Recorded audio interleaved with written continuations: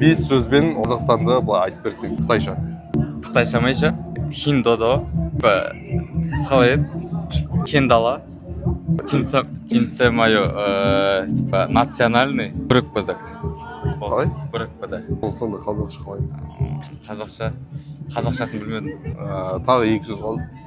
Екі сөз. Короче, алдында осы Қытайдағы бір танысқан ғой, жаңағы WeChat-тан. Сол кісі жазып жіберді да, маған соны аударып берсең. Не деп айтады бұл жақта? Жазып жіберді. Не туралы жіберді примерно? Не деп сөйлестіңіздер? Соны оқысай. Анчен соцеда седала. Не деп айтсың да? Типа, осы Қазақстанға келгеніме шүкіршілік етемін деген сияқты ғой. Ол келмеген бұрын. Келмеген ба? Әдемісің деп. Қазақша аудара алмаймын да мен бұл қытайша сөздерді. Батырбургерге подписансыңдар ма? Жоқ. Давайте қазір тіркеліп қояйық. Несіндерге бургер көріп. Есімдерің бар ма? Жек көріппендер? Жек көріппендер. Подписан болды. Сосын идок қандай? Батырбургерге тіркеліп жүріңіздер и өзіміздің Қазақстанды сыйлап жүріңіздер. Өтірік айтпайық, е? Сосын қытайша и өзбекше подписка жасап жүрек екенін айтсаңызшы.